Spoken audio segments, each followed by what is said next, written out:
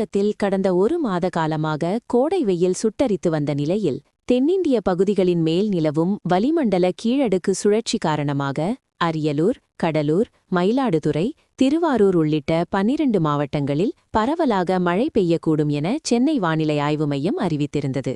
அதன்படி திருவாரூர் மாவட்டத்தின் பெரும்பாலான பகுதிகளில் நள்ளிரவு முதல் பலத்த காற்றுடன் கூடிய கனமழை பெய்து வருகிறது. குறிப்பாக திருவாரூர் நகர் பகுதி, கமலாபுரம், கொரடாச்சேரி, கண்கொடுத்தவனிதம், முசிறியம், கூத்தாநல்லூர், மன்னார்குடி, திருத்துறைப்பூண்டி, அசேஷம், கட்டிமேடு, கோமல், ஆலத்தம்பாடி, வண்டாம்பாலை, நன்னிலம் உள்ளிட்ட மாவட்டத்தின் பெரும்பாலான பகுதிகளிலும் நள்ளிரவு முதல் அதிகாலை வரை பரவலாக பலத்த காற்றுடன் கூடிய கனமழை பெய்தது. இந்த திடீர் மழையின் காரணமாக திருவாரூர் மாவட்டத்தில் உள்ள கொரடாச்சேரி, கண்கொடுத்தவனிதம், முசிறியம், கிளரியம், களத்தூர் உள்ளிட்ட 100க்கும் மேற்பட்ட கிராமங்களிலும் இரவு முழுவதும் மின்சாரம் தடைப்பட்டுள்ளது.